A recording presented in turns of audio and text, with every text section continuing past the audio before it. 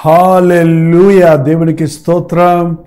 మరొక రోజు మన యేసయ్యను స్తుతించడానికి, ఆయన నామములో ప్రార్థించుకోవడానికి, ఆయన మాటలు వినడానికి దేవుడిచ్చిన అవకాశం బట్టి ఆయనకి స్తుతులు చెల్లిద్దాం.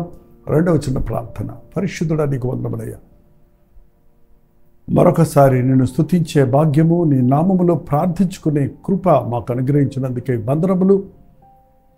నీ వాక్యము ద్వారా మా హృదయాలకు అవసరమైన హెచ్చరికలు దయచేయి. క్రీస్తు నామములో అడుగుచున్నాము తండ్రి, ఆమేన్. మీరు ప్రార్థించుకుంటారా?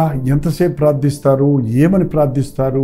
ఏం ప్రార్థిస్తారు అని పరిశీలించుకుంటే ఈ రోజుల్లో ప్రార్థనలు అనేవి చాలా సంకుచితమైపోతున్నాయి. కేవలం దేవుడిని అడుక్కోవటమే, అది కావాలి ఇది కావాలని అడగటమే ప్రార్థన అనుకుంటున్నారు. ఖచ్చితంగా ప్రార్థనలో అడగటం ఒక భాగమే, కానీ అడగటమే ప్రార్థన కాదు. అడుగుడి మీకు ఇవ్వబడని అన్నాడు. ఆయన నామంలో మనం అడగాలి, కానీ అంతకంటే మించి ఆయన నామమును మనం స్తుతించాలి. ఆయన గొప్పతనాన్ని మనం గుర్తించాలి. ఆయనను పొగిడి ఆయన యందు ఆనందించాలి. ఆయన్ను ఎరిగి ఆయన గొప్పతనానికి, ఆయన యొక్క ఔన్నత్యానికి అనుగుణంగా మనం అడగటం నేర్చుకోవాలి. కీర్తన 113. యెహోవాను స్తుతించుడి, యెహోవా సేవకులారా ఆయన్ని స్తుతించుడి, యెహోవా నామమును స్తుతించుడి. ఇది మొదలుకొని ఎల్లకాలం యెహోవా నామము స్తుతించబడును గాక. ప్రార్థనలో స్తుతి నైవేద్యం అనేది చాలా ప్రాముఖ్యమైనది. స్తుతి యాగము చేయువాడు తన మార్గమును సిద్ధపరుచుకుంటున్నాడు. స్తుతుల మీద నివాసము చేస్తున్న ప్రభువును హృదయపూర్వకంగా స్తుతించటం, ఆయన చేసిన మేళ్లు తలంచి ఆయనకి కృతజ్ఞతాస్తుతులు చెల్లించటం, ఆయన నామములో మనకు అనుభవిస్తున్న ఆశ్చర్య ఆనందాలను బట్టి ఆయనను స్తుతించటం. ఆయన స్తుతించడానికి ఎన్నో కారణాలు ఉన్నాయండి. మనం ఆరోగ్యవంతులుగా ఉన్నామంటే ఆయనకి స్తోత్రం, మనం సజీవులుగా ఉన్నామంటే ఆయనకి స్తుతులు. మనం ఏమై ఉన్నామో అది ఆయన కృప వల్ల అయి ఉన్నామని ఆయన్ని స్తుతించవచ్చు. మనకిచ్చిన బిడ్డలను బట్టి, మనకిచ్చిన కుటుంబాన్ని బట్టి, మనకిచ్చిన ఉద్యోగాన్ని బట్టి, మనకిచ్చిన వృత్తిని బట్టి, మనకు ఇచ్చిన ప్రతి దానిని, మేలైనది ప్రతిదీ దేవుని దగ్గర నుంచే మనకు కలుగుతుందన్న సంగతి మనం నమ్మితే, అది మనుషుల ద్వారా మన దగ్గరకు చేరినప్పటికీ దాన్ని పంపినవాడు ప్రభు అని విశ్వసిస్తే ఆయన్ని స్తుతించకుండా ఉండలేము. ఆయన్ని స్తుతించండి. ఎప్పుడు ఏదో ఒక 2 నిమిషాల 3వ వచనంలో సూర్యోదయం మొదలుకొని సూర్యాస్తమయం వరకు యెహోవా నామము స్తుతి నొంది దగినది. సూర్యోదయం మొదలుకొని సూర్యాస్తమయం వరకు యెహోవా నామము స్తుతి నొందన తగినది.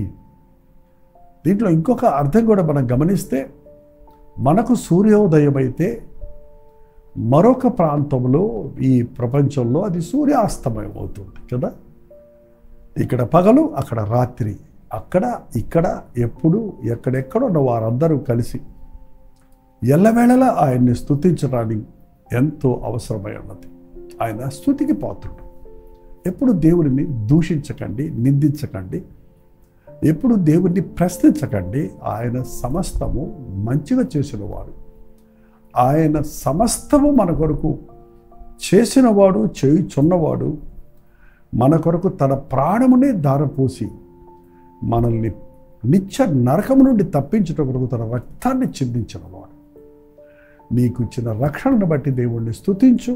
నీకు ఇచ్చిన జీవితమును బట్టి దేవుణ్ణి స్తుతించు. ఈ జీవితం ఆయన ఇచ్చిన వరమే. ఈ జీవితం యొక్క విలువను అనేకులు గుర్తించటం లేదు. నీ బ్రతుకు దినముల్లో నీవేం చేస్తున్నావో దానిని బట్టి దేవునికి స్తుతి కలుగునట్లుగా బ్రతుకు. నిన్ను నీవే నిందించుకుంటూ, నిన్ను నీవే కించపరుచుకుంటూ, నీలో ఉన్న ప్రత్యేకతను నీవు ఎరగక అనేక సార్లు నీ జీవితాన్ని వృధాపరుచుకుంటున్నావు, వ్యర్థం చేసుకుంటున్నావు. స్తుతి ఇచ్చట ద్వారా దీవించబడతాం. ఎవరికైనా థ్యాంక్స్ చెప్పామనుకోండి, వారు చిరునవ్వుతో మనల్ని స్వీకరిస్తారు. ఒక చిన్నదాని కొరకు మనం థ్యాంక్స్ చెప్తే మరొకసారి ఇవ్వడానికి వాళ్ళు ఆశపడతారు. అలాగే ప్రభువును స్తుతించేవాడు ఇంకను ఆశీర్వదించబడతాడు. 8వ వచనం చదివితే, ఆయన నేల నుండి దరిద్రులను లేవనెత్తువాడు, పెంట కుప్పల మీద నుండి బీదలను పైకెత్తువాడు, నేల నుండి దరిద్రులను లేవనెత్తువాడు, పెంట కుప్ప మీద నుండి బీదలను పైకెత్తువాడు. ఈ లోకంలో ధనవంతుల్నే ప్రేమిస్తారండి. మన దేశంలో, ప్రపంచంలోనే మిలియనేర్స్, మల్టీ బిలియనేర్స్ అయిపోతున్నారే కానీ, ధనవంతులు మరింత ధనవంతులు అవుతున్నారే కానీ బీదలుగానే మిగిలిపోతున్నారు. ఈ భూమి మీద బీదల కన్నీరు తుడిచేవాడు ఎవడూ లేడు.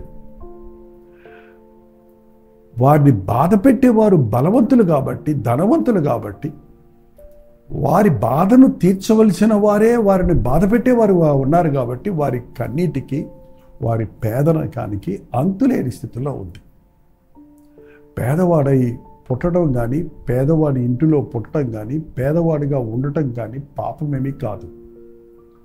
కానీ పేదలను కనికరించకపోవటమే ఘోరాతి ఘోరమైన పాపం. బీదలకు సువార్తను ప్రకటించండి అని ప్రభు చెప్పాడు. ప్రభు ప్రేమ ఈ రోజున ప్రతి ఒక్కరికి అవసరమైనది.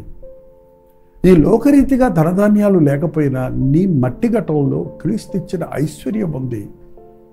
ప్రతి మనుషునికి ఒక ఆత్మ ఉన్నది. ఆ ఆత్మ ఎంతో విలువైనది. ఒక లోకములో ఉన్న సొత్తంతా ఒక తక్కట్లో వేసి ఒక ఆత్మను ఒక తక్కట్లో పెడితే అదే బొగ్గు చూపుతుంది. ఒక లోకమంతా సంపాదించుకొని తన ప్రాణాన్ని పోగొట్టుకుంటే వాడికి ఏం ప్రయోజనం? దేవుడు దీనులను కనికరిస్తాడు. పెంట కుప్పల మీద నువ్వు పనికిరావు. పెంట కుప్ప మీద ఏమేస్తామండి మనం? పెంట మీద ఏమేస్తాం చెప్పండి? డస్ట్బిన్లో ఏది పడేస్తాం?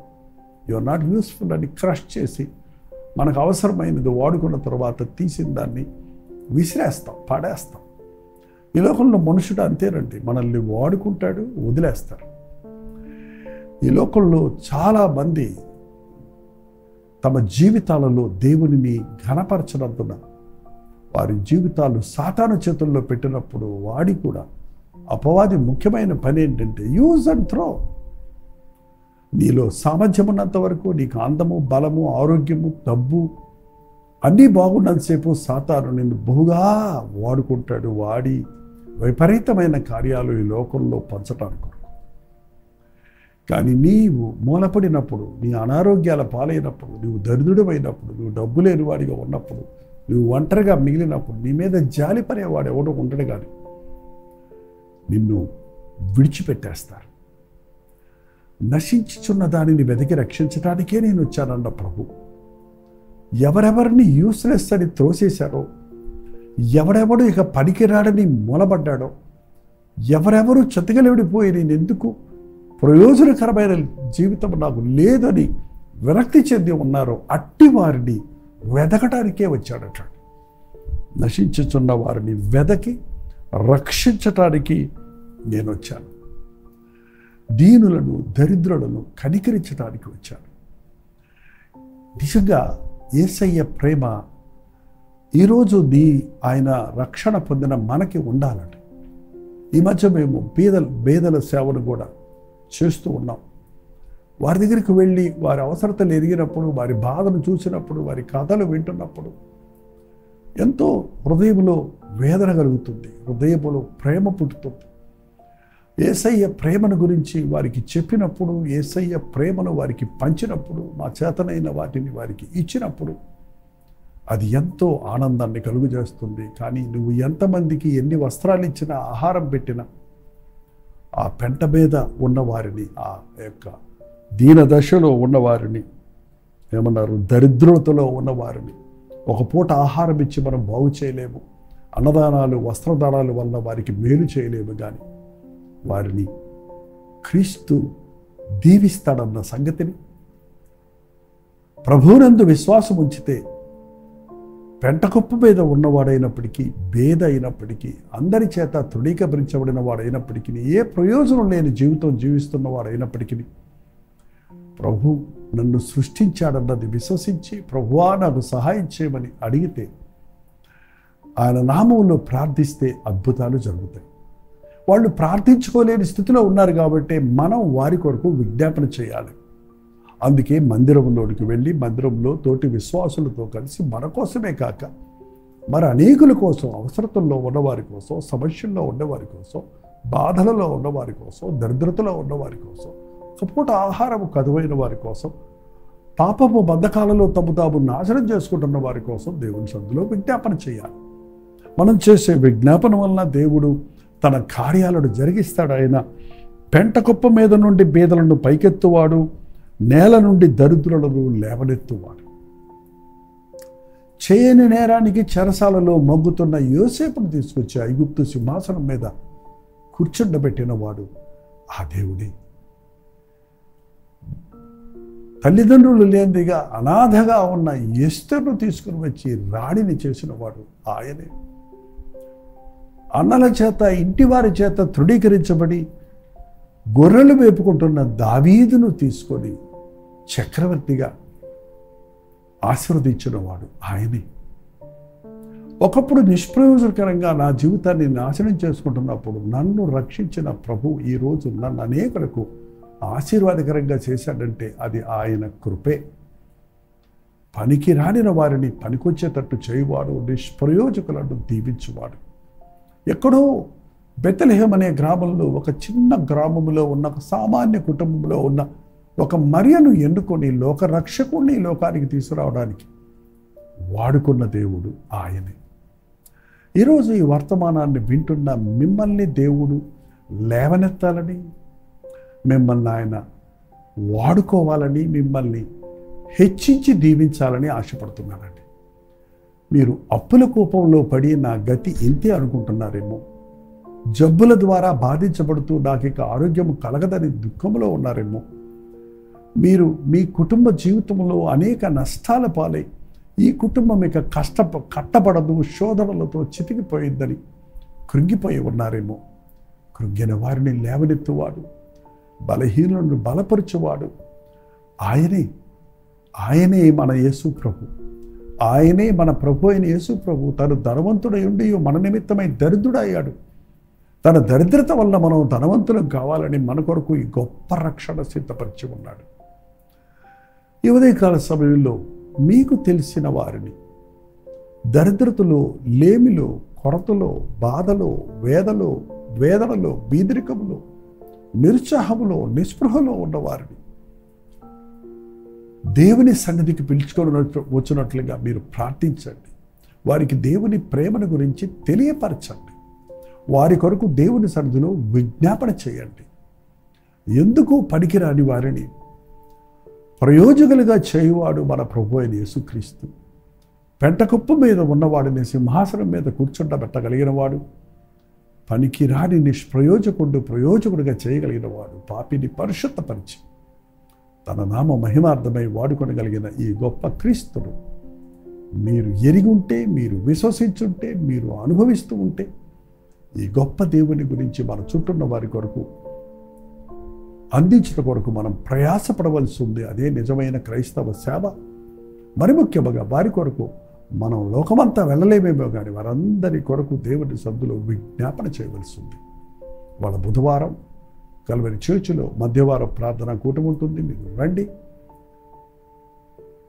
లైవ్లో చూస్తున్న వారు జూమ్లోకి రండి. మీరు జాయిన్ అవ్వండి. ప్రార్థనలో ఏకీభవించండి. మనందరం కలిసి ప్రార్థిస్తున్నప్పుడు దేవుడు ఎన్నో అద్భుత ఆశ్చర్య కార్యాలు జరిగిస్తున్నాడు.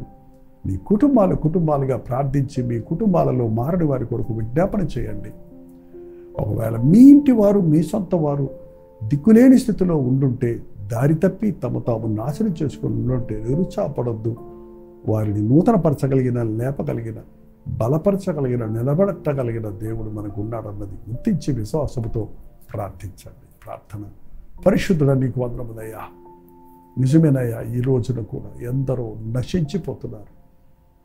తాము నాశనం చేసుకుంటూ మేము బాగానే ఉన్నాములే అని తాము కూర్చున్న కమ్మను కొట్టుకున్న వెర్రివాడి వలె తమ జీవితాలను తమ చేతులారా స్వనాశనం చేసుకుంటూ దరిద్రతలోనికి, పేదరికంలోనికి, ఒంటరితనంలోనికి, నిరుత్సాహంలోనికి, నిస్పృహలోనికి జారిపోతున్నారయ్యా.